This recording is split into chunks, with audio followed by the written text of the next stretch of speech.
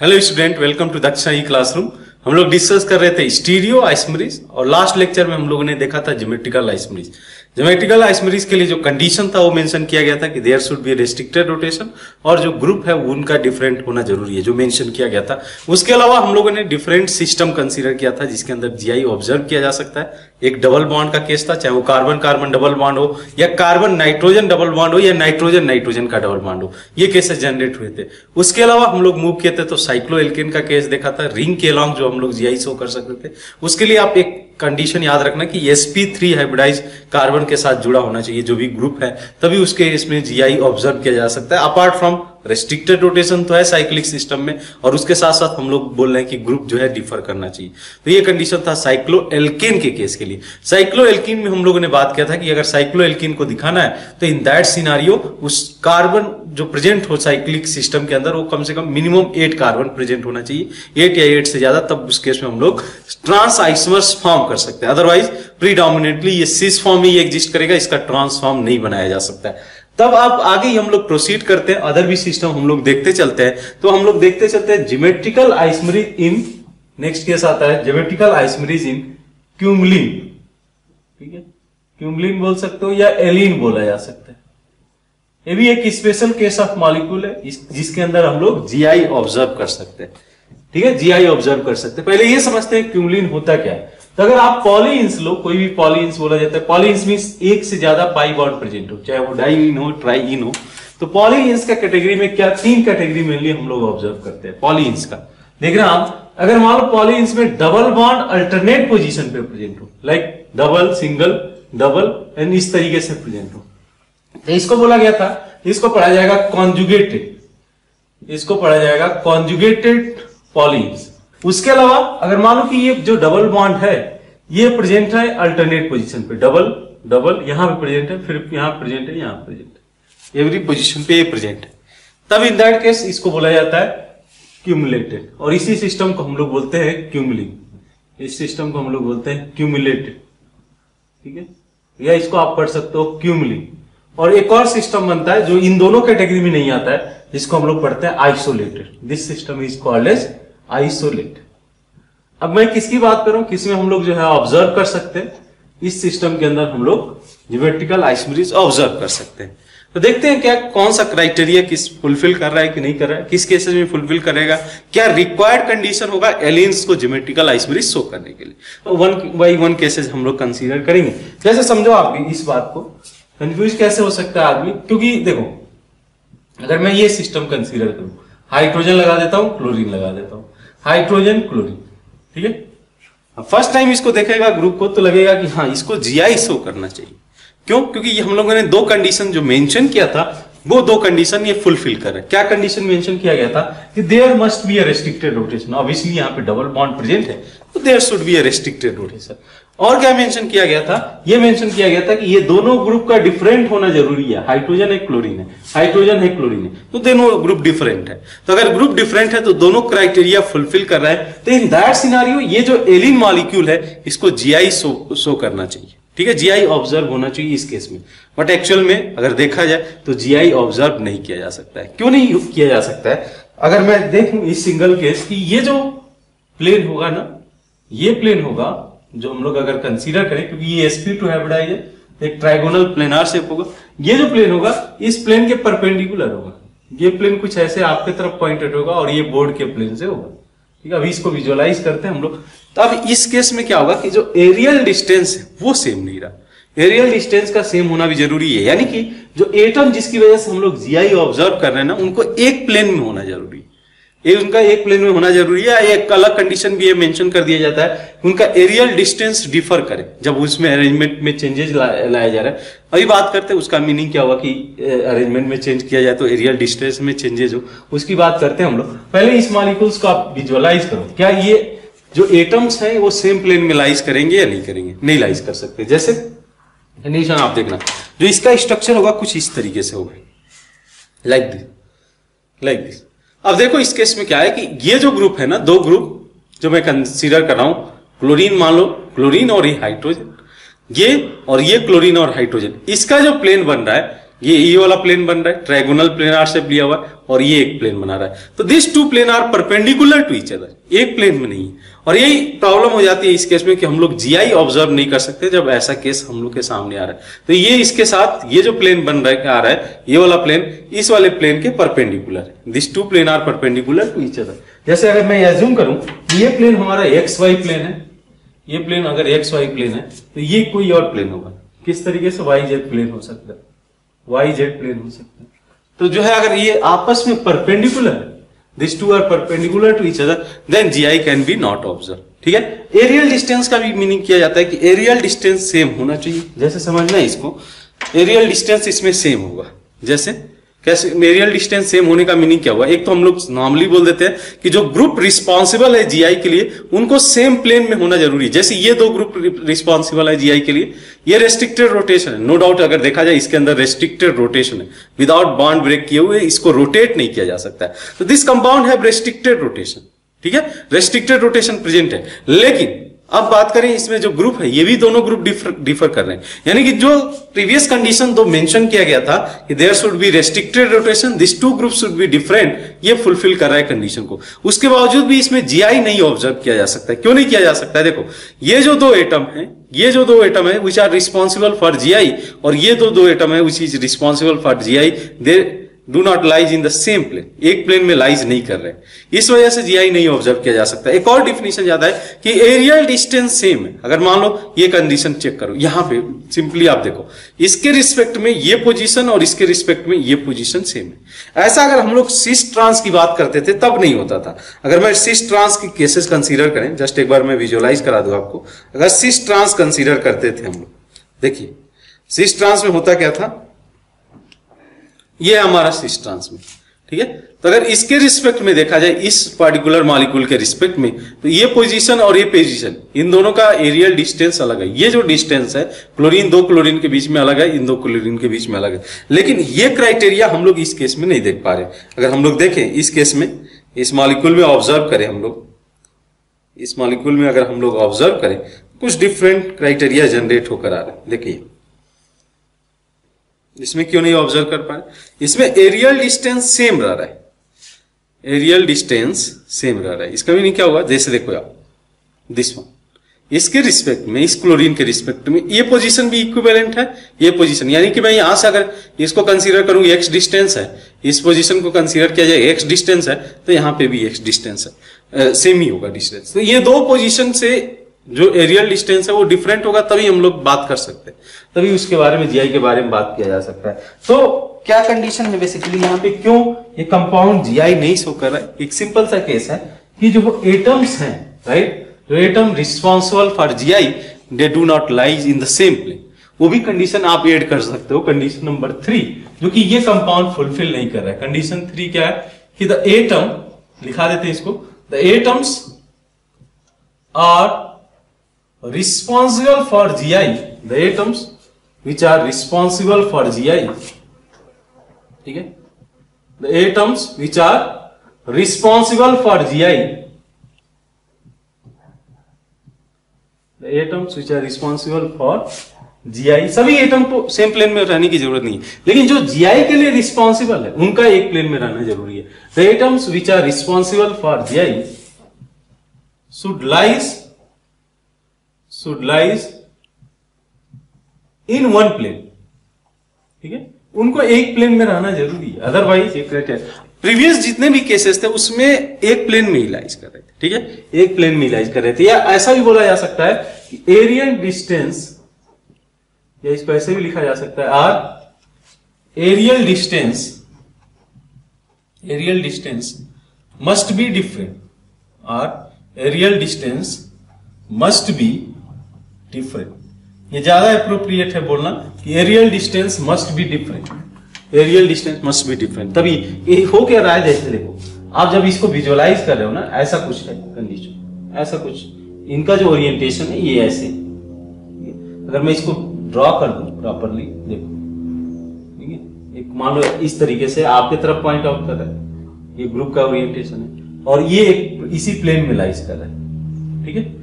इसके रिस्पेक्ट में अगर मैं ये कंसीडर करूं, इसके रिस्पेक्ट में ये जो पोजीशन होगा इसका भी डिस्टेंस x होगा, और इसके रिस्पेक्ट में अगर मान लो ये परपेंडिकुलर है ना इसके, तो ये इसके रिस्पेक्ट में या इसके रिस्पेक्ट में कंसीडर करें।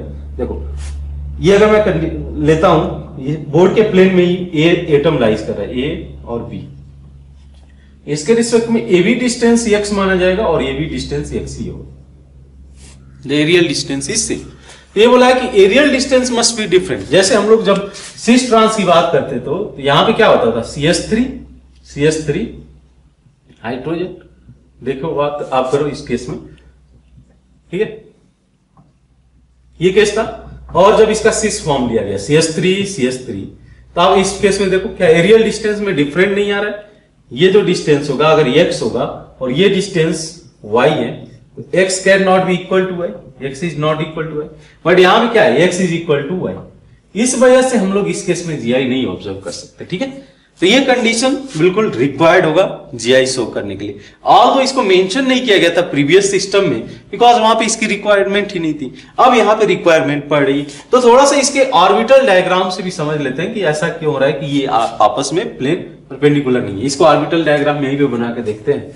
जैसे समझना आप इस बात को कि कार्बन sp2 हाइब्रिडाइज है, ठीक है, carbon here is sp2 hybridise, एक प्लेन ये बन गया sp2 हाइब्रिडाइज का, करेक्ट ना। तो जस्ट एज्यूम करो कि इस कार्बन ने जो sp2 हाइब्रिडाइजेशन में गया है, वैसे तो px py pz में से कोई ऑर्बिटल यूज कर लो। जस्ट एज्यूम करो कि ये हाइब्रिडाइजेशन के लिए s ऑर्बिटल, px ऑर्बिटल और py ऑर्बिटल का यूज किया है। s ऑर्बिटल, px ऑर्बिटल और py ऑर्बिटल का यूज किया है, किसके लिए, हाइब्रिडाइजेशन के लिए। तो बच गया हमारा जो p ऑर्बिटल यहां पे बच गया, ये बच गया z ऑर्बिटल, pz ऑर्बिटल। अच्छा, ये दूसरे कार्बन के साथ देखना, ये कार्बन दूसरे कार्बन के साथ ओवरलैप कर रहा है, इस कार्बन का भी sp2 ऑर्बिटल यूज होगा। अब इसमें देखो आप, बीच वाले कार्बन की मैं बात करूं, ये इसके साथ पाई बॉन्ड बनाया, तो पाई बॉन्ड बनाने के लिए कौन सा ऑर्बिटल यूज करेगा।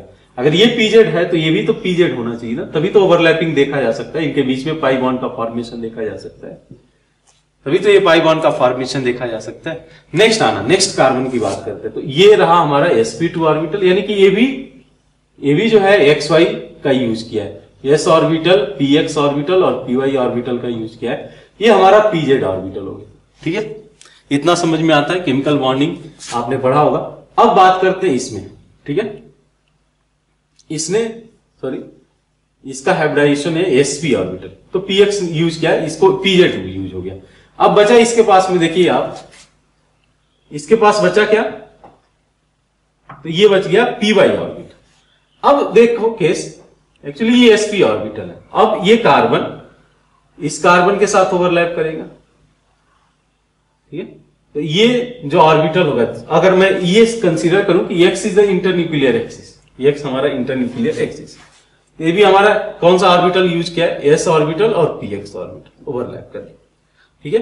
यही हाइब्रिडाइजेशन में क्या होगा, यही हाइब्रिडाइजेशन में sp ऑर्बिटल। अब समझना इस बात को, इसके पास अगर ये pz ऑर्बिटल ऑलरेडी पाई बॉन्ड में इन्वॉल्व होगा, तो दूसरा जो पाई बॉन्ड फॉर्म करेगा वो कौन से ऑर्बिटल से बनेगा, px तो ऑलरेडी यहां पे यूज है, यहां पे ये यूज करेगा py का, समझ में आती है बात, ये यूज करेगा py ऑर्बिटल। अब ये py ऑर्बिटल का यूज करेगा, तो इसके साथ जब पाई बॉन्ड का फॉर्मेशन होगा, ये भी तो py ऑर्बिटल ही होगा, नहीं समझे, ये भी तो py ऑर्बिटल का ही यूज करेगा, ये जो बनेगा py ऑर्बिटल का यूज करेगा। तो इन दैट केस क्या देखोगे कि जो नया ये ऑर्बिटल बन रहा है, जिसमें अब देखो नहीं समझे, इसका pz के साथ ओवरलैप हो गया। अब ये बीच वाला कार्बन पाई बॉन्ड फॉर्म कर रहे हैं, तो pz का तो अब यूज नहीं कर सकता है ना, ऑलरेडी वो पाई बॉन्ड उससे बना चुका है। तो या तो x हो सकता है या y हो सकता है। जस्ट अज्यूम किया जाए x is the internuclear axis, तो उसमें p ऑर्बिटल जो है हाइब्रिडाइजेशन में गया हुआ है, px ऑर्बिटल, ये कौन सा ऑर्बिटल है, ये py ऑर्बिटल। तो अगर ये py ऑर्बिटल है, ये अपना py ऑर्बिटल को यूज करेगा पाई बॉन्ड के फॉर्मेशन के लिए, ये अपने py ऑर्बिटल का यूज करेगा। अब बात करें तो ये हाइब्रिडाइजेशन क्या होगा इसका, तो px ये हो गया, py ऑर्बिटल ऑलरेडी यूज है, pz ऑर्बिटल का यूज करेगा। तो ये जो sp2 ऑर्बिटल बन के आ रहे हैं ना, ये इनका प्लेन अलग अलग है, इनका प्लेन डिफरेंट है, जिसके साथ हम लोग हाइड्रोजन या क्लोरीन दिखा रहे हैं, इसका प्लेन अलग अलग है। तो ये बेसिकली रीजन है। यहां पे देखो, ये जो प्लेन है, समझना इस बात को, इसको कंसीडर किया जाए, ये जो प्लेन बना रहा है, ये किसके ऑर्बिटल के यूज से, px py के यूज से, और ये जो प्लेन बन रहा है, यहां पे जो प्लेन बन रहा है, इनका जो है ऑर्बिटल देखो, ये लाइज कर रहा है एक्स जेड प्लेन और ये किस में लाइज कर रहा है, एक्स वाई प्लेन में। ऑब्वियसली एक्स वाई और एक्स जेड प्लेन आपस में परपेंडिकुलर होंगे, आपस में परपेंडिकुलर होंगे। तो यहां पे एक सिंपल सा रिजल्ट निकल के आता है कि जो है इस केस में हम लोग एलिन्स के केस में, अगर एलिन के अंदर even number of pi bond है, अभी 2 पाई बॉन्ड की मैं बात किया हूं, even number of pi bond है, तब हम लोग जीआई नहीं ऑब्जर्व कर सकते, ठीक है। लेकिन अब इसका नेक्स्ट मेंबर देखते हैं। Next member like this, carbon carbon, एक और मैं इसमें बढ़ाने जा रहा हूं, ये भी हम लोग का क्यूमुलिन ही है, बट एक नया कार्बन कार्बन बॉन्ड मैंने इसमें ऐड कर दिया। अब इस केस को देखना, क्या इसमें पॉसिबल है कि जीआई ऑब्जर्व किया जा सके? क्या ये पॉसिबल है कि इसमें जीआई ऑब्जर्व किया जा सके? ठीक है, समझना इस बात को। ये अगर मैं एक्स वाई प्लेन कंसीडर करूं कि ये जो एटम है एक्स वाई प्लेन में लाइज कर रहे, तो इन दैट केस ये क्या होगा, ये परपेंडिकुलर प्लेन हो जाएगा, ये वाला केस इससे परपेंडिकुलर जाएगा, और वंस अगेन फिर से ये सेम प्लेन में आएगा, एक्स वाई प्लेन में आ जाएगा, एक्स वाई प्लेन में आ जाएगा। फिर से ये गया एक्स जेड प्लेन में गया था ना, और फिर से ये एक्स वाई प्लेन में आ जाएगा। तो इन दैट केस अब जो है जो ग्रुप है वो सेम प्लेन में आ गए, यानी कि ये क्राइटेरिया फुलफिल कर रहा है, the atom which are responsible for GI should lies in one plane, ये अब सेम प्लेन में आ जाएंगे। किस केस में? जब odd number of pi bond, नहीं विजुअलाइजेशन होगा, नहीं विजुअलाइजेशन होगा। देखते हैं हम लोग इसको, ये हमारा केस हुआ विथ 3 पाई बॉन्ड, दिख रहा है आपको 3 पाई बॉन्ड के साथ में। अब जो है ये जो 2 ग्रुप हैं और ये 2 ग्रुप हैं, ये सेम प्लेन में आ चुके हैं। ये जो 2 ग्रुप हैं और ये जो 2 ग्रुप हैं सेम प्लेन में आ गए, ठीक है। कितने पाई बॉन्ड है? 1 2 3। अच्छा, अब इसमें फर्दर भी मॉडिफिकेशन आप करोगे, फर्दर चेंजेस किए, एक और पाई बॉन्ड इसमें ऐड किया जाए, एक और पाई बॉन्ड ऐड किया जाए, देखा जाए क्या इफेक्ट पड़ेगा। एक और पाई बॉन्ड ऐड करके हम लोग देखते हैं। देखिए कितना हो गया, 1 2 3 4 5 है, 5 है ना। इसमें थोड़ा सा मॉडिफिकेशन मैं कर रहा हूं, इसको मैं ले जा रहा हूं 4 के लिए, ठीक है। अभी तक हम लोगों ने केस देख चुके हैं, ऑलरेडी केस देख चुके हैं 2 और 3 के लिए। मैं चाह रहा हूं आप इस केस के लिए भी ऑब्जर्व करो, 3 के लिए ऑब्जर्व करो, ठीक है। This is the case of 3। क्या ये 2 एटम और ये 2 एटम सेम प्लेन में लाइज कर रहे हैं? ये 2 एटम और ये 2 एटम सेम प्लेन में नहीं लाइज कर रहे हैं। तो ये केस होता है, देखो कितने पाई बॉन्ड है, 1 2 3 4। 4 पाई बॉन्ड के साथ में नहीं होगा, 2 पाई बॉन्ड के साथ में नहीं था, 4 पाई बॉन्ड के साथ में सेम प्लेन में नहीं आएगा, यानी जीआई हम लोग नहीं ऑब्जर्व कर सकते अगर even number of pi bond है। ऑड के केस में हम लोगों ने देखा, 3 के केस में ऑब्जर्व कर लिया हम लोगों ने। अब 4 का केस भी कंसीडर कर लेते हैं। 4 का केस आप देखना कि एक और पाई बॉन्ड मैं इसमें बढ़ाता हूं, एक और पाई बॉन्ड बढ़ा के देखा जाए तो लाइक दिस। अब देखो,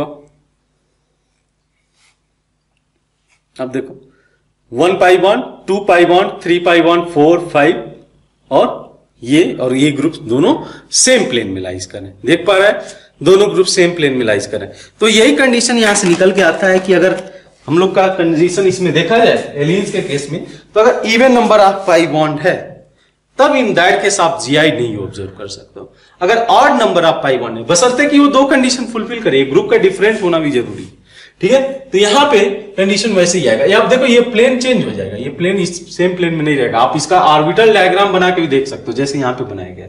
तो रिजल्ट क्या है? सिंपल सा केस है कि इस केस में हम लोग जीआई ऑब्जर्व कर सकते हैं, GI can B observe, can be observe. But इस केस में हम लोग क्या है, इस केस में GI can not be observe, GI can not observe. Although ये दोनों क्राइटेरिया फुलफिल कर रहे हैं। कौन सा? देयर इज रेस्ट्रिक्टेड रोटेशन, और जो ग्रुप है वो डिफर कर रहे हैं, तो दोनों फुलफिल कर रहे हैं। बट ये वाला जो कंडीशन 3 है कि the atoms which are responsible for GI should lies in the same plane, ये क्राइटेरिया को फुलफिल नहीं कर रहे हैं। तो रिजल्ट के लिए डायरेक्टली हम लोग चलते हैं, रिजल्ट का केस कंसीडर कर लेते हैं। क्या रिजल्ट बोलता है? For case of allene, for case of allene, ठीक है। पहला, allene with even number of pi bond, even number of pi bond. अगर even number of pi bond, allene means देख ही रहा है, पाई बॉन्ड एक तरीके से प्रेजेंट हो, तो allene with even number of pi bond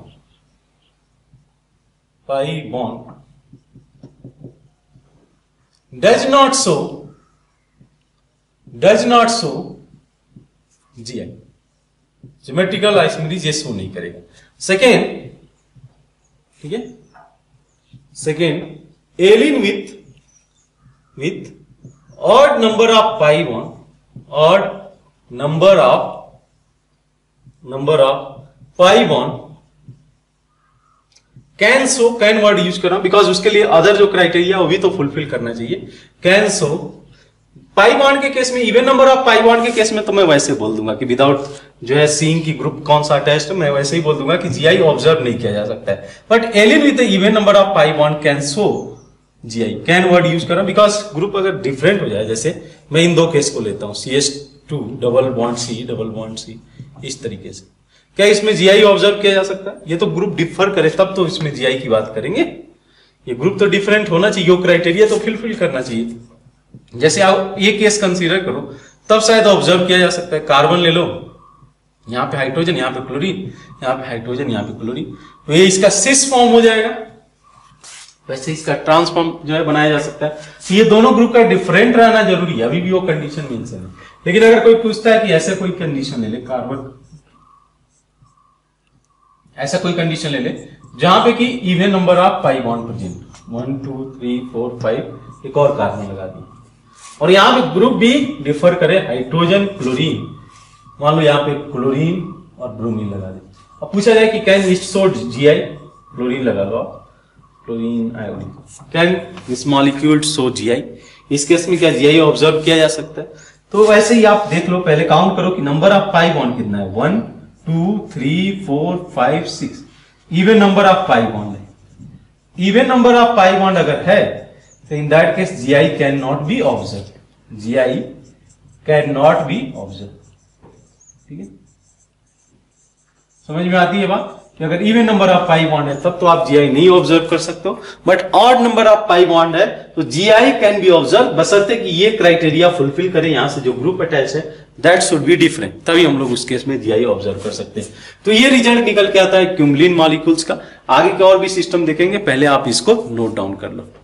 एक और सिस्टम हम लोग देखेंगे ज्योमेट्रिकल आइसोमेरिज के लिए, that is geometrical isomerism in spiro compound. Spiro compound होता है क्या? स्पायरो कंपाउंड हम लोगों ने आईपैक नोमेनक्लेचर में इसका जिक्र किया था। क्या होता है? 2 rings join by a single carbon atom, 2 ring एक सिंगल कार्बन एटम से ज्वाइन करे तो इसको बोला जाता है स्पायरो कंपाउंड, लाइक दिस। ये हमारा कहलाता है स्पायरो कंपाउंड। तो स्पायरो कंपाउंड में भी जीआई ऑब्जर्व किया जा सकता है और इसका रिजल्ट सिमिलर टू एलिन ही है, एलिन से बहुत ज्यादा डिफर नहीं करता है। अब इस आइडिया को समझना कि इसमें किस केसेस में हम लोग जो है ज्योमेट्रिकल आइसोमेरिज शो करा सकते हैं। क्या हर केसेस में शो कराया जा सकता है या कुछ केसेस होंगे जहां पे जीआई ऑब्जर्व किया जा सकता है? ठीक है, तो क्या होता है स्पायरो कंपाउंड, ये भी चाहो तो साइड में मेंशन कर दो कि 2 ring join by a single carbon atom, 2 ring join by a single carbon atom, इसको हम लोग बोलते हैं स्पायरो कंपाउंड, सिंगल कार्बन एटम। ठीक है, अब होगा क्या इस केस में? बेसिक कंडीशन वही है, देयर इज रेस्ट्रिक्टेड रोटेशन है, इस रिंग की वजह से रेस्ट्रिक्टेड रोटेशन आएगा, ग्रुप डिफर करने चाहिए। यहां मान लो अगर मैं ग्रुप को डिफरेंट बना दूं, ए बी यहां पे रख देता हूं, यहां पे सी और डी, क्या ये जीआई ऑब्जर्व, इस केस में जीआई ऑब्जर्व किया जा सकता है? क्या इस केस में जीआई ऑब्जर्व किया जा सकता है? तो अगर आप प्लेन में मान दो कि ये दोनों रिंग एक प्लेन में इलाइज करें तब तो कोई दिक्कत नहीं है, तब तो आप बोलोगे कि जीआई ऑब्जर्व किया जा सकता, लेकिन ऐसा नहीं होगा, ये सेम प्लेन में नहीं लाइज करेंगे। तो फिर कैसे लाइज करेंगे, ये थोड़ा सा मैं आपको दिखा देता हूं। मान लो आपने एज्यूम किया कि ये जो रिंग है, दिस रिंग बोर्ड के प्लेन में, जो दूसरा रिंग होगा ये बोर्ड के प्लेन में नहीं हो सकता है, क्योंकि ये तो sp3 हाइब्रिडाइज है ना। तो इन दैट सिनारियो ये जो होगा ये आपके तरफ पॉइंटेड आउट किया होगा। थोड़ा सा मैं इसको ड्रॉ कर देता हूं ताकि आपको विजुअलाइज हो सके। ये आपके तरफ पॉइंटेड किया रहेगा, ऐसे ग्रुप ये पॉइंटेड आउट होगा। ठीक है, तो both ring are perpendicular to each other, both ring are almost perpendicular to each other. अब इसका इफेक्ट क्या पड़ेगा? सेम जैसे हम लोगों ने एलिन के केस में बोला था कि ऑल दो रेस्ट्रिक्टेड रोटेशन प्रेजेंट है, मान लो यहाँ पे ग्रुप भी डिफरेंट कर दिया जाए, लेकिन उसके बावजूद भी इसमें हम लोग जीआई नहीं ऑब्जर्व कर सकते। ऐसा क्यों होगा? बिकॉज वंस अगेन ये जो दोनों एटम है वो सेम प्लेन में नहीं लाइज करेंगे। अगर मान लो इस प्लेन की बात करें, ये एक्स वाई अगर प्लेन है तो ये एक्स वाई प्लेन नहीं होगा। ये अगर एक्स वाई प्लेन होगा इसमें ये दोनों लाइज करें, और इस रिंग को मैं नहीं कंसीडर कर रहा हूं, इस ग्रुप को कंसीडर किया जाए। अगर जस्ट एज्यूम करो ये एक्स वाई प्लेन में है ना, तो ये किसी और प्लेन में होगा, या तो वाई जेड हो सकता है या एक्स जेड प्लेन हो सकता है, इससे परपेंडिकुलर प्लेन में लाइज करेगा। तो वंस अगेन ये कहानी फिर से सेम आ जाती है, सेम कंडीशन अप्लाई यहां पे भी होता है कि this two group should lies in the one plane. अगर एक प्लेन में लाइज करें तब इन दैट केस जीआई नहीं ऑब्जर्व किया जा सकता। हम लोग देखते हैं कि किस तरीके से इसमें जीआई नहीं ऑब्जर्व किया जा सकता है। दिस इज आवर स्पायरो कंपाउंड, जिसको मैंने ड्रॉ किया हुआ है इस मॉलिक्यूल को। अब आप देखो इस केस में कि ये जो क्लोरीन और हाइड्रोजन एटम है ना, ये क्लोरीन और हाइड्रोजन एटम, ये क्लोरीन हाइड्रोजन एटम से सेम प्लेन में नहीं लाइज कर रहे हैं, तो इन दैट केस जीआई नहीं ऑब्जर्व किया जा सकता। क्यों नहीं? देखो मैं अगर इसके पोजीशन को चेंज करूं, इस पोजीशन को यहां से यहां मूव कराऊं, तो कोई नया स्ट्रक्चर में नहीं जनरेट करने जा रहा हूं, नया कॉन्फ़िगरेशन में नहीं जनरेट करने जा रहा हूं, नया जीआई नहीं ऑब्जर्व किया जा सकता। बिकॉज देखो आप इसके रिस्पेक्ट में ये क्लोरीन का जो पोजीशन है ये सेम है। अगर मैं इसको चेंज कर दूं, इसमें चेंजेस किया जाए, एक्सचेंज कर दिया जाए पोजीशन, तो इन दैट केस क्या देखोगे, अगर पोजीशन चेंज किया जाए अभी भी डिस्टेंस वही है इसके रिस्पेक्ट में, या इधर मैं अगर चेंज कर देता हूं तब भी ये कंडीशन सेम ही है। ठीक है, सभी ये डिस्टेंस सेम है। तो यानी बोलने का मीनिंग क्या है कि एरियल डिस्टेंस, जो कि हम लोग बोलते हैं कि aerial distance should be different, वो यहां पे केस नहीं आएगा। जैसे कैसे समझाया जा सकता है कि यहां पे हाइड्रोजन और क्लोरीन में ले लो, अगर ये समझो कि ये बोर्ड के प्लेन में है, बोर्ड के प्लेन में है, तो ये हाइड्रोजन और क्लोरीन ये ऐसे कुछ लाइज करेंगे, हाइड्रोजन क्लोरीन। ठीक है, तो इन दैट केस अगर आप देखोगे ये जो लोकेशन है इसके रिस्पेक्ट में, किसी एक के रिस्पेक्ट में आप कंसीडर कर दो, आप हाइड्रोजन के रिस्पेक्ट में अगर ये डिस्टेंस देखोगे और ये डिस्टेंस देखोगे, दोनों सेम होगा। अगर ये एक्स है ये भी एक्स होगा, aerial distance must be different. दोनों कंडीशन वो जो हम लोगों ने मेंशन किया कि कंडीशन नंबर 3 कि the group which are responsible for GI should lies in the same plane, ये यहां पे भी एप्लीकेबल है। क्या बोल रहा हूं मैं? Groups which are responsible for GI, which are, इस केस के लिए this was the condition number 3, group which are responsible for GI, responsible for GI should lies in one plane, should lies in one plane, one plane, or aerial distance must be different। जो position है उनका aerial distance differ करना चाहिए, तो they should lies in one plane और aerial distance must be different, तब इस case में हम लोग जीआई ऑब्जर्व कर सकते हैं। ठीक है, तो ये जब हम लोग इवन नंबर ऑफ रिंग ले रहे हैं, एक रिंग ये और एक रिंग ये, आप क्लियरली देख सकते हो कि इसमें हम लोग ऑब्जर्व नहीं कर सकते हैं, जीआई नहीं ऑब्जर्व किया जा सकता है। इस केस में ये जो इसके रिस्पेक्ट में किसी एक पोजीशन को कंसीडर करो, एक क्लोरीन कंसीडर करना आप, इस क्लोरीन के रिस्पेक्ट में ये पोजीशन और ये पोजीशन का जो डिस्टेंस है, this are the equidistance, equidistance है दोनों, और इस वजह से हम लोग क्या कंसीडर कर रहे हैं कि अगर ये इक्वी डिस्टेंस है तो इस केस में जीआई नहीं ऑब्जर्व किया जा सकता है। क्यों? क्योंकि आप देखो इस क्लोरीन के रिस्पेक्ट में ये पोजीशन एक्स डिस्टेंस है, ये भी एक्स डिस्टेंस है, ये एरियल डिस्टेंस डिफरेंट होना चाहिए, तभी हम लोग जीआई के बारे में बात कर सकते हैं। तभी हम लोग, तो सिंगल रिंग तो दिखा ही रहता है, उस केस में आप देखोगे तो सेम प्लेन में आ जाएगा, लेकिन दो रिंग को ऐसे ज्वाइन कर दिया है तो आपने नहीं दिखाएगा ही। तो जो है group which are responsible for GI should lies in one plane or aerial distance must be different। अच्छा, तो वहीं से रिजल्ट निकल के आता है। अब देखो थोड़ा सा मैं इसमें मॉडिफिकेशन करता हूं, क्या करने जा रहा हूं कि एक रिंग और इसमें बढ़ाते हैं।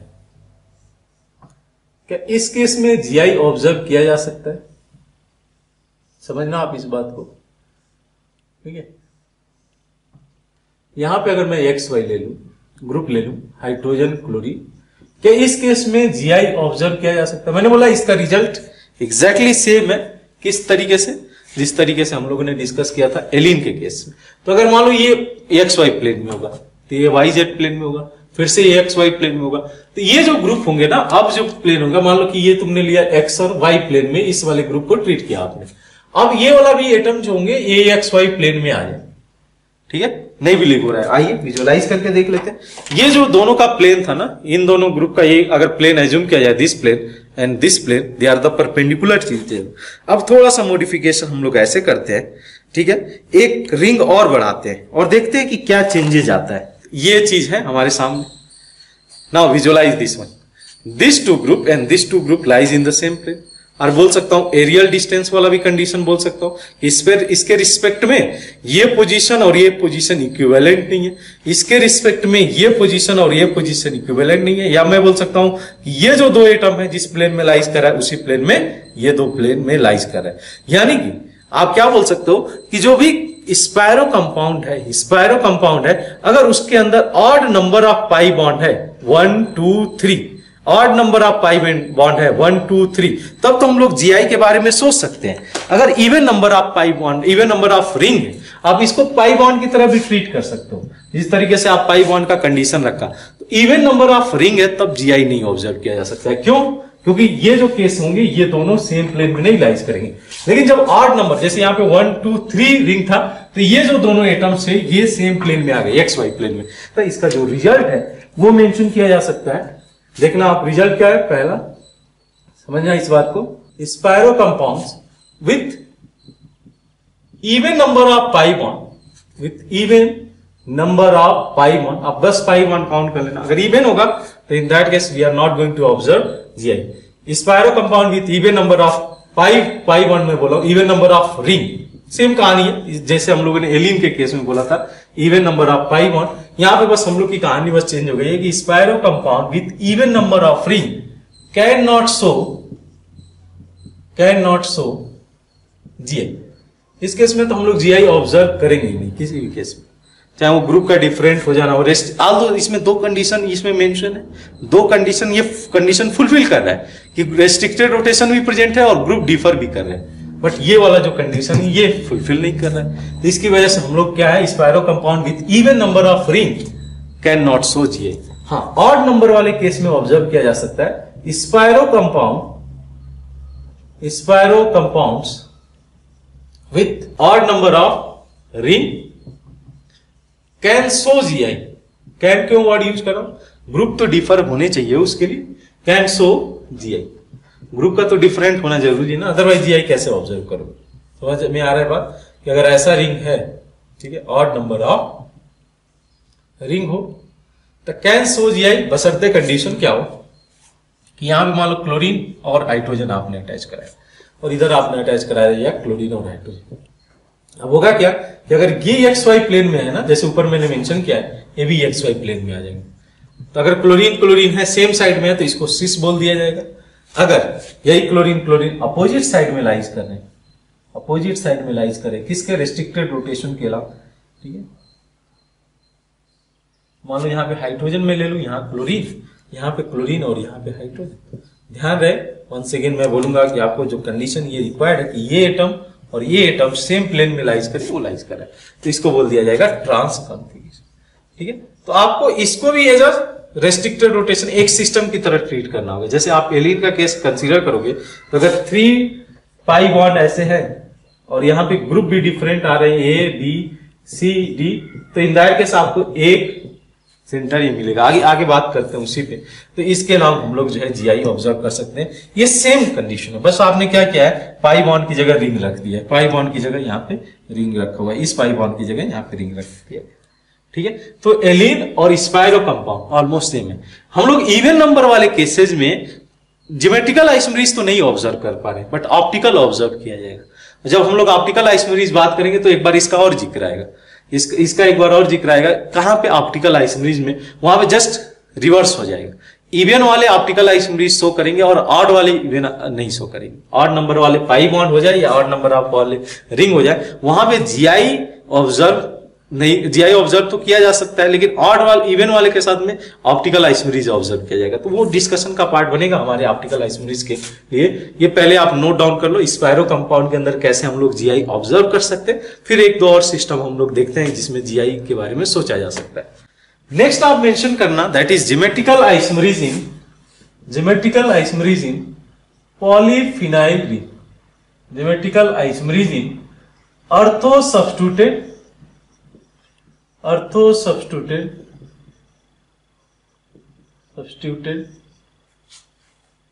पॉलीफिनाइल, ठीक है, पॉलीफिनाइल। इस सिस्टम के अंदर भी हम लोग जीआई ऑब्जर्व कर सकते हैं। ये भी सिस्टम लगभग ऑलमोस्ट वैसे ही बिहेवियर रखता है जैसे हम लोगों ने एलिन के केस में कंसीडर किया था और स्पायरो कंपाउंड के अंदर कंसीडर किया था। देखते हैं इस केस में। तो फिनाइल क्या होता है? Benzene ring. और पॉलीफिनाइल मीन्स आप इस तरीके से बेंजीन रिंग को ज्वाइन करते जाओ, पॉलीफिनाइल हो जाएगा। Polyphenyl like this. समझ में आती है बात? चलो दो रिंग के साथ हम लोग बात करते हैं कि इस केस में दो रिंग लिया जाएगा, अर्थो सब्स्टिट्यूटेड रिंग, तो क्या इफेक्ट पड़ेगा। ठीक है, अर्थो सब्स्टिट्यूटेड बाइफिनाइल। अब देखना, ऐसे तो ये बाइफिनाइल की बात करें तो एक प्लेन में लाइज करेंगे, एक प्लेन में लाइज करेंगे, दोनों के दोनों रिंग बोर्ड के प्लेन में लाइज करेंगे, करेक्ट ना। लेकिन अगर कोई ग्रुप अटैच करा दिया जाए, यहां पे मान लो ए मैंने ले लिया, यहां पे बी कंसीडर कर लिया, यहां पे ए कंसीडर कर लिया और यहां पे बी कंसीडर कर लिया, ठीक है। अब इसका इफेक्ट क्या पड़ेगा? इसका इफेक्ट क्या पड़ेगा? अगर कोई बल्कियर ग्रुप है तो इनके बीच में रिपल्सन आकर होगा, ठीक है। अब due to repulsion, due to this repulsion, ये क्या होगा कि ये आउट ऑफ प्लेन चले जाएगा, आउट ऑफ प्लेन आ जाएगा। एक रिंग, एक फिनाइल रिंग दूसरे फिनाइल के रिस्पेक्ट में आउट ऑफ प्लेन चला जाएगा। तो क्या होगा, जो स्ट्रक्चर दिखने को मिलेगा हम लोग को, जैसे ये अगर मैं एज्यूम करूं बोर्ड के प्लेन में, if this ring is lies in the plane of board, इसकी बात करें तो ये बोर्ड के परपेंडिकुलर होगा। कैसे, थोड़ा सा विजुअलाइज किया जाए, ये आपके तरफ पॉइंटेड आउट किया जाएगा। जैसे इसको मैं कलर दिखा देता हूं, ऐसे ये हमारे तरफ पॉइंटेड आउट किया हुआ है। तो दोनों रिंग ऑफ परपेंडिकुलर हो गए, दोनों रिंग परपेंडिकुलर हो गए। अब होगा क्या कि इस केस में भी ड्यू टू स्टेरिक हिंड्रेंस, समझना जो कंडीशन रिक्वायर्ड था जीआई के लिए, कि ड्यू टू स्टेरिक हिंड्रेंस इसमें भी रेस्ट्रिक्टेड रोटेशन होगा। इस कंपाउंड के अंदर भी रेस्ट्रिक्टेड रोटेशन है due to steric hindrance. Steric hindrance ये अगर रोटेट करना चाहे इसके अलावा तो रोटेशन थोड़ा सा इसको इनहिबिट होगा। क्यों? Due to steric hindrance. Due to steric hindrance, जो ये रिपल्सन है ना, ये इसको एक दूसरे को रिपल करेंगे। तो अब क्या करेंगे, ये रिंग एक दूसरे के परपेंडिकुलर हो जाएंगे। अब इसमें भी जो रोटेशन है वो थोड़ा सा कम कर लिया जाएगा, डिमिनिश्ड हो जाएगा, या बोल सकते हो इनहिबिट हो जाएगा। तो due to steric hindrance at ortho substituted group, due to steric hindrance of ortho substituted group, ortho substituted group, the rotation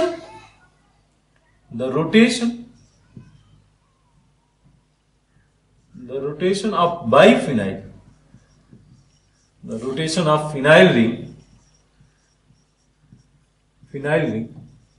inhibited means रुक जाएगा। इसका जो रोटेशन है, ऑल दो ये सिंगल बॉन्ड है, ऑल दो ये देखो सिंगल बॉन्ड है, उसके बावजूद भी इसमें रोटेशन नहीं पॉसिबल। क्यों नहीं पॉसिबल है? बिकॉज देयर इज रेस्ट्रिक्शन, ये ग्रुप उसको जाने ही नहीं दे रहा है। ये बल्कियर ग्रुप अगर रोटेट करना भी चाहेगा तो नहीं कर पाएगा। तो due to steric hindrance of ortho substituted group, ठीक है, the rotation of phenyl ring inhibit, ये फिनाइल रिंग इनहिबिट हो जाएगा। अच्छा, ज्योमेट्रिकल के लिए हम लोग को क्या चाहिए था केस? ज्योमेट्रिकल के लिए हम लोग को चाहिए था कि there should be a restricted rotation, जो कि हम लोग को ये प्रोवाइड कर रहा है। उसके अलावा बोला गया था कि दिस टू ग्रुप डिफरेंट, ए और बी है तो डिफर कर ही रहा है। तो क्या इस केस में जीआई ऑब्जर्व किया जा सकता है? यहां पे भी प्रॉब्लम फंस जाता है। प्रॉब्लम क्यों फंस जा रहा है? देखो, आप जब इसकी बात करें, एरियल डिस्टेंस वाला जो कंडीशन है यहां पे आके रुक जाएगा, यहां पे ये कंडीशन फुलफिल नहीं कर रहा है। बिकॉज अगर मैं एक कंडीशन देखूं ए और बी, ठीक है, अब इसके रिस्पेक्ट में जो ये प्लेन है ना, ये वाला जो कंसीजन हम लोग कर रहे हैं, ये जो प्लेन है इसके परपेंडिकुलर है, इस रिंग के परपेंडिकुलर है। इस दैट सिनारियो क्या देखने को मिलेगा? इन दैट सिनारियो ये जो प्लेन होगा, ए और बी जिस प्लेन में लाइज कर रहे हैं, देखना आप ध्यान से, ए और बी मान लो एक्स वाई प्लेन में ये लाइज करें, जिस प्लेन में लाइज करें बोर्ड के प्लेन में एक्स वाई प्लेन, लेकिन ये एक्स वाई प्लेन नहीं होगा। इनका जो प्लेन होगा ये इसके परपेंडिकुलर होगा। ये जो प्लेन में लाइज करेंगे ये एक्स जेड प्लेन हो सकता है या वाई जेड प्लेन हो। Once again this two are not lies in the same plane, not in same plane. ये ग्रुप जो है सेम प्लेन में लाइज नहीं करेंगे। और मैंने कंडीशन पहले भी मेंशन किया था, the group which are responsible for GI should lies in the one plane, तभी हम लोग जीआई ऑब्जर्व कर सकते हैं, ये सेम प्लेन में लाइज कर रहे हैं। यहां पे लिखा जा सकता है, मान लो आप कंसीडर करो ए डैश और बी डैश में लिख देता हूं जस्ट फॉर मेंशन करने के लिए, ए एंड बी, ठीक है, A and B does not lies in the plane of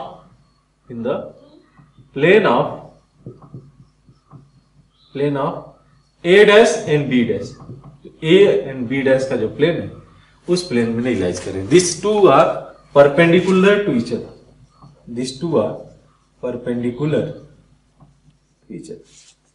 ठीक है।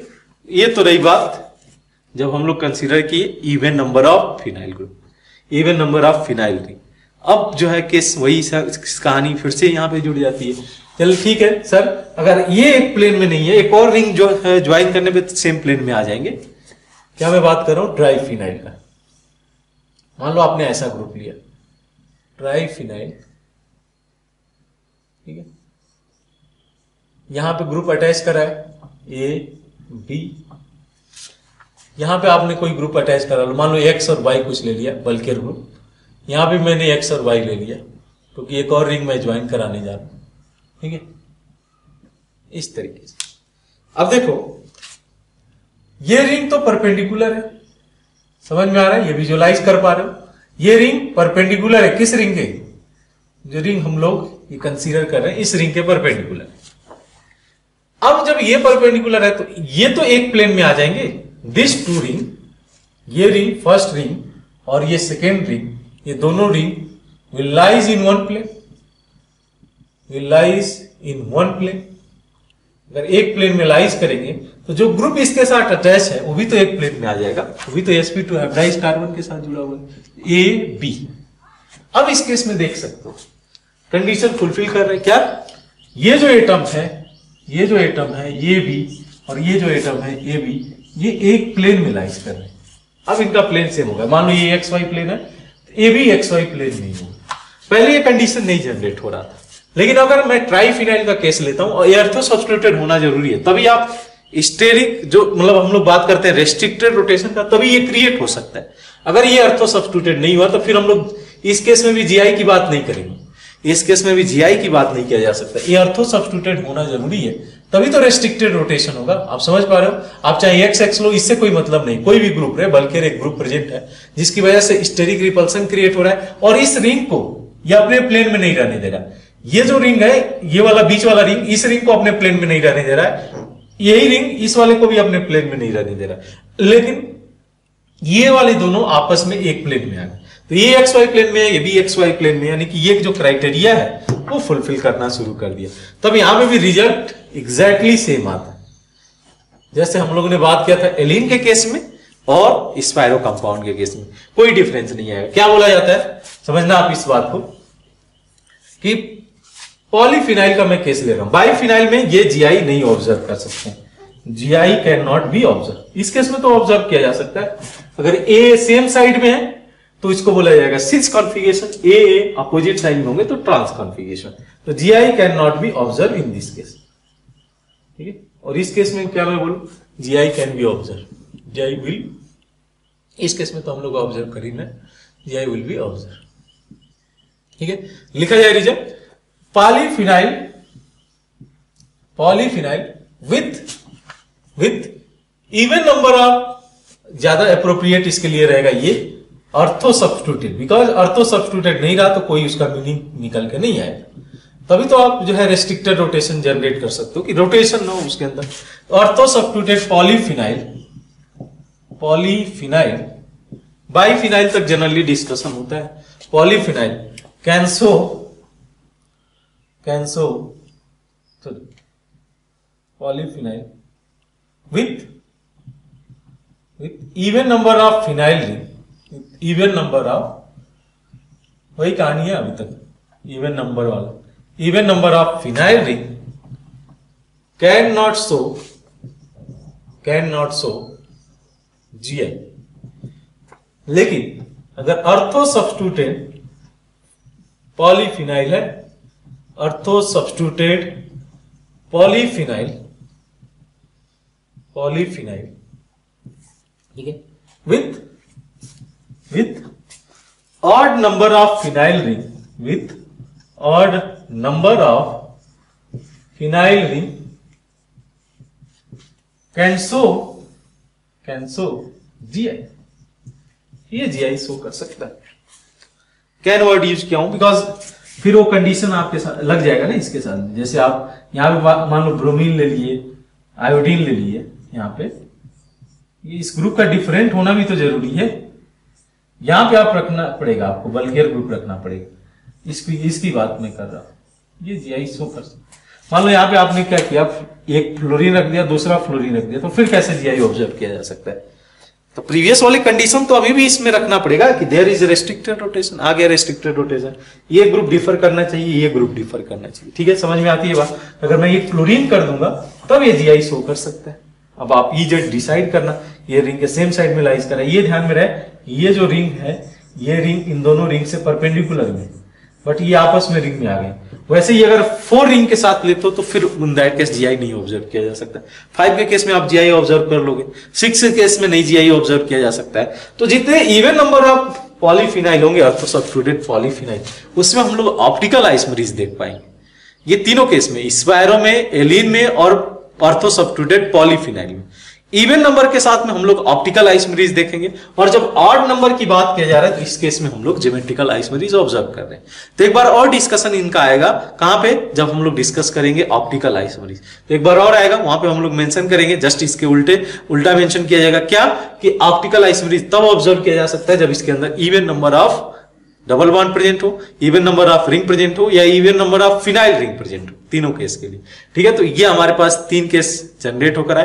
प्रीवियस लेक्चर में हम लोग के 3 केसेस थे और इस लेक्चर में 3 केसेस हैं। आप इसको नोट डाउन कर लो, फिर हम लोग थोड़ा सा और वर्क करेंगे ज्योमेट्रिकल आइसोमरेज की प्रॉपर्टीज को लेके, कि प्रॉपर्टीज कैसे वेरी करेगा। और एक लेक्चर हम लोग रखेंगे separately number of geometrical isomers के लिए। तो आप पहले इसको नोट डाउन कर लो। नेक्स्ट हेडिंग डाल दो आप, physical properties of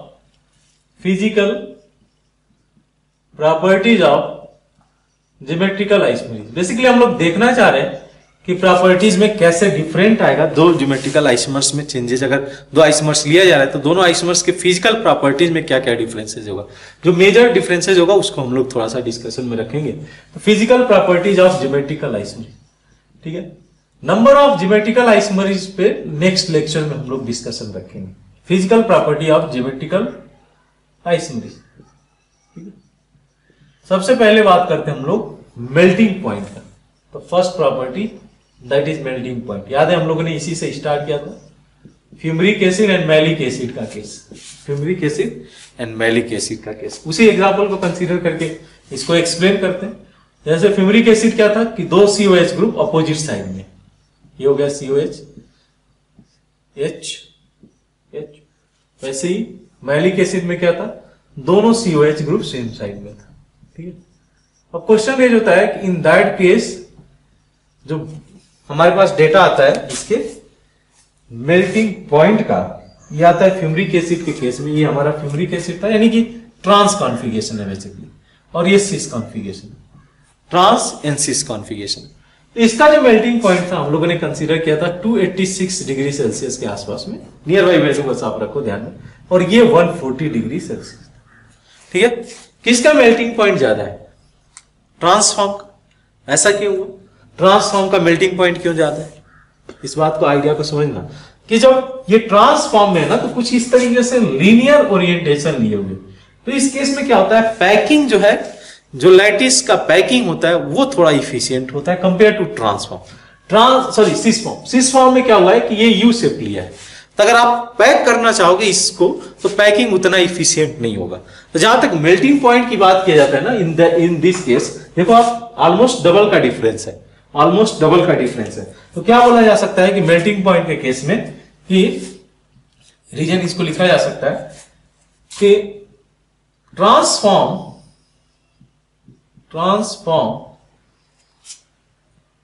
have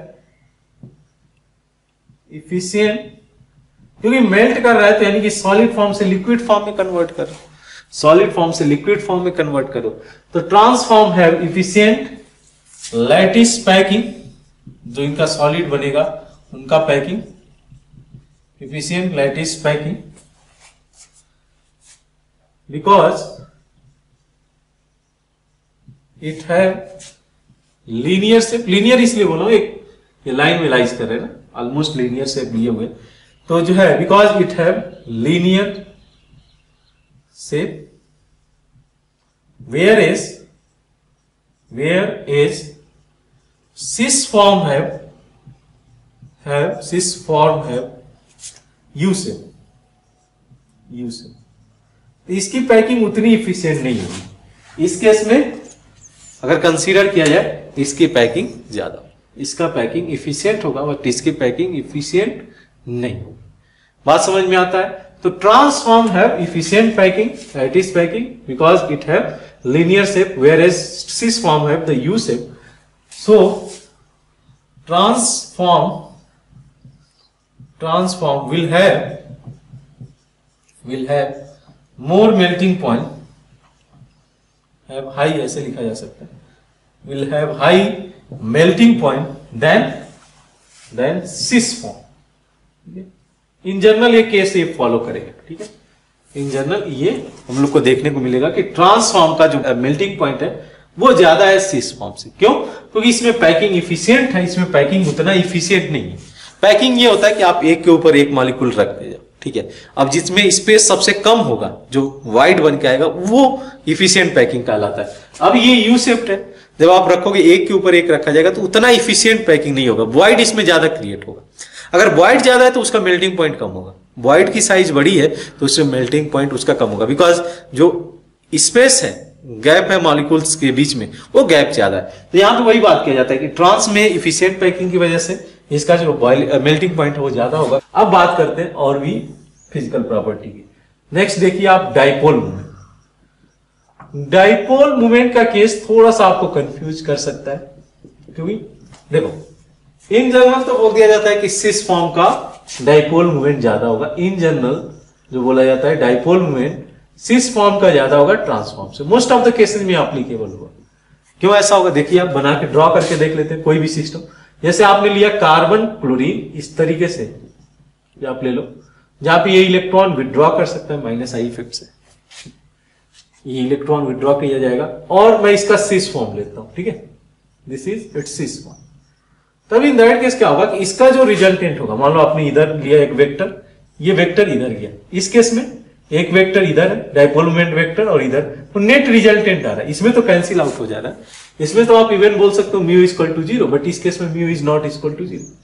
similarly मैं अगर कार्बन कार्बन का बॉन्ड लू, इसमें ग्रुप चेंज किया जाए, क्या लिया जाए, CH3 H, और यहां पे इसका मैं ले लेता हूं सिस फॉर्म। यहां में भी तो कहानी वैसे ही जुड़ी रहेगी। देखना आप, CH3 क्या है, प्लस आई ग्रुप है, ये इधर डायरेक्शन है, ये इधर डायरेक्शन है, एक दूसरे को कैंसिल आउट कर देंगे, म्यू इक्वल टू 0 हो जाएगा। इस केस में क्या है, इसका डायरेक्शन ऐसे आएगा, ये डायरेक्शन ऐसे जाएगा, तो नेट रिजल्टेंट आपको देखने को मिलेगा mu can not be equal to 0, ठीक है। तो आप चाहे माइनस आई ग्रुप लो या प्लस आई ग्रुप लो, दोनों केस में इसका ट्रांस से ज्यादा है। बट क्या ये हर केसेस में एप्लीकेबल है? थोड़ा सा मैं मॉडिफाइड करूं इसमें, देखना आप, NO2 यहां पे मैं OH रख देता हूं, इसका ट्रांसफॉर्म, और यहां पे इसका सिस फॉर्म ले लिया जाए, NO2 OH, ठीक है, यहां पे H और H, समझ लो। इस केस में क्या होगा, इस केस में यहां तो ये माइनस M ग्रुप है ना, स्ट्रॉन्ग माइनस M ग्रुप है, और ये प्लस M ग्रुप है। तो ये जब दो सेम नेचर वाले हो, ठीक है, ग्रुप का सेम नेचर हो, तब ये फॉलो करेगा, ठीक है। ये ऐसे लिख दिया जाए, cis greater than trans if nature of group is same, nature of group is same, अगर ग्रुप का जो नेचर है वो सेम हो जाए, ठीक है, तब की मैं बात कर रहा हूं कि सिस का डाइपोल मोमेंट ज्यादा होगा।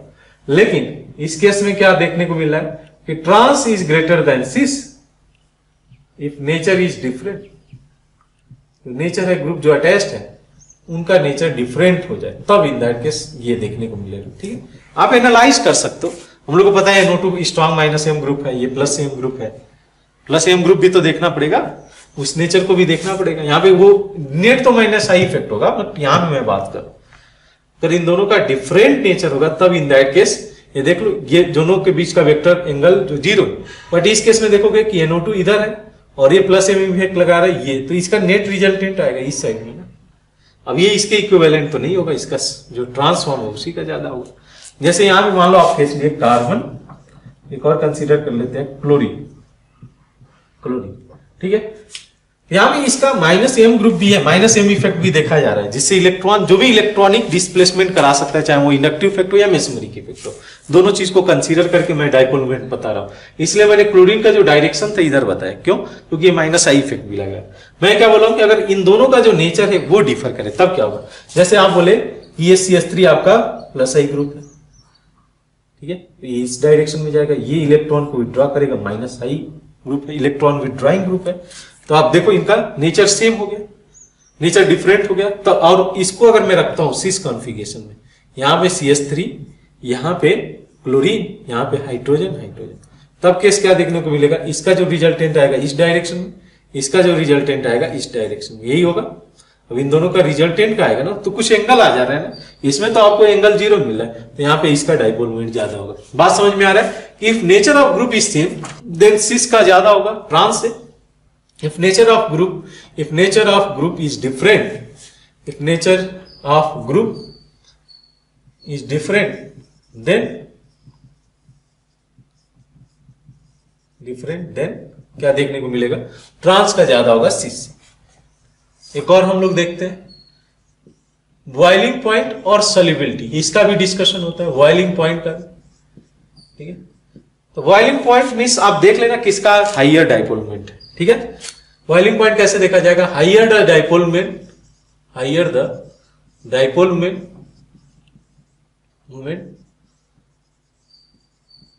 हाइयर द बॉइलिंग पॉइंट, ठीक है। हाइयर द डाइपोल मोमेंट, जिसका डाइपोल मोमेंट ज्यादा होगा उसका बॉइलिंग पॉइंट भी ज्यादा होगा। जैसे इन दो केसेस को आप कंसीडर करना, यहां पे मैं ले लूं क्लोरीन, हाइड्रोजन, ये इसका हो गया ट्रांसफॉर्म और ये हो गया इसका सिस फॉर्म, ठीक है। किसका डाइपोल मोमेंट ज्यादा है, ये mu is not equal to 0 और म्यू इक्वल टू 0, तो क्या हुआ, बोला higher the dipole moment, higher the boiling point. इसका बॉइलिंग पॉइंट 48 डिग्री सेल्सियस है और इसका बॉइलिंग पॉइंट 60 डिग्री सेल्सियस है। Higher the dipole moment, higher the boiling point. आप देख सकते हो इस केस में जहां पे कि ये डाइपोल मोमेंट इसका 0 है तो बॉइलिंग पॉइंट भी कम है, और डाइपोल मोमेंट ज्यादा है तो बॉइलिंग पॉइंट इसका ज्यादा है। वैसे ही सॉल्युबिलिटी के केस में होता है। सॉल्युबिलिटी में आपको क्या चाहिए, अगर वाटर में सॉल्युबिलिटी चेक करना है तो सॉल्युबिलिटी इन वाटर क्या देखना पड़ेगा, वाटर हम लोग को पता है कि पोलर सॉल्वेंट है, तो पोलर डिजॉल्व पोलर, तो इसमें देखना पड़ेगा किसका पोलरिटी ज्यादा है। तो अगर मैं बोलूं इस केस में भी सेम स्टेटमेंट लिखा जा सकता है, हाइयर द डाइपोल मोमेंट, देखना आप ध्यान से, higher the dipole moment, higher the solubility. Higher the solubility किस में बात कर रहा हूं, मैं वाटर में बात कर रहा हूं। Higher the solubility in water, in H2, ठीक है, इन H2। अभी इस केस में देख सकते हो, जैसे कोई पूछे कि इसका इन दोनों केस में किसकी सॉल्युबिलिटी ज्यादा हो, ये अगर मैं केस कंसीडर करूं, क्लोरीन, हाइड्रोजन और यहाँ पे क्लोरीन, ट्रांसफॉर्म और इसका सिस फॉर्म, जिसका डाइपोल मोमेंट ज्यादा होगा उसकी सॉल्युबिलिटी ज्यादा होगी। इसका जो है यहाँ पे क्या है, डाइपोल मोमेंट 0 हो गया, म्यू इक्वल टू 0 और यहाँ पे mu is not equal to 0। अगर कोई पूछता है इसका डाइपोल मोमेंट किसका ज्यादा है, तो इसका ज्यादा होगा, इसका 0 नॉन 0 है तो इसकी सॉल्युबिलिटी भी ज्यादा होगी, more soluble, and this is going to be less soluble, ये आइडिया है। तो ये कंप्लीट प्रॉपर्टीज है, राइट, डिफरेंट जो प्रॉपर्टी मेंशन किया जा सकता है जिस पे क्वेश्चन बनते हैं। जैसे ऑर्डर ऑफ बॉइलिंग पॉइंट पूछ देगा, ऑर्डर ऑफ सॉल्युबिलिटी पूछ सकता है, ऑर्डर ऑफ डाइपोल मोमेंट पूछ सकता है, ऑर्डर ऑफ मेल्टिंग पॉइंट पूछ सकता है, ठीक है। तो ये कहानी रहेगी, ये दोनों चीजें कहीं ना कहीं डाइपोल मोमेंट से रिलेटेड है। और डाइपोल मोमेंट को कैसे देखा जाएगा, इस बेसिस पे आप देख सकते हो, ये कंडीशन आप चेक कर लेना। कि नेचर ऑफ द ग्रुप क्या है, उसके बेसिस पे डाइपोल मोमेंट को भी कंसीडर किया जा सकता है। तो ये तो रही physical properties in the case of geometrical isomerism.